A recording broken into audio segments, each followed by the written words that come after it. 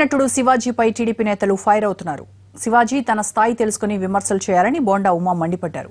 హోదాపై TDP చిత్తశుద్ధిని ఎవరూ శంకించాల్సిన అవసరం లేదన్నారు బోండా.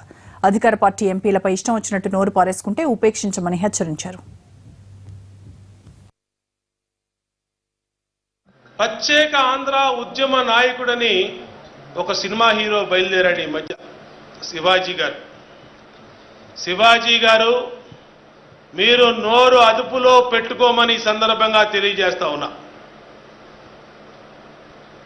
ప్రత్యేక ఆంధ్ర ప్రత్యేక హోదా ఉద్యమని, ప్రత్యేక హోదా ఉద్యమ అధ్యక్షుడని చెప్పి మీరు ఎక్కడో విదేశాల్లో ఉండి స్కైప్లో ఇంటర్వ్యూలు ఇస్తున్నారు.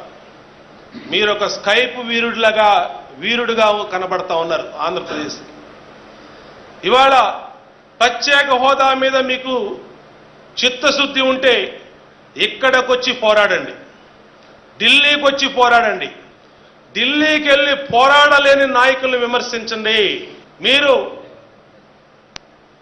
ఎవరి ప్రలోభాలకు సుజనా చౌదరి గారిని విమర్శించడం, కేంద్ర మంత్రుల్ని పార్లమెంట్ సభ్యుల్ని విమర్శించడం అది మంచి పద్ధతి కాదు అని శివాజీ గారికి తెలియజేస్తా ఉన్నా.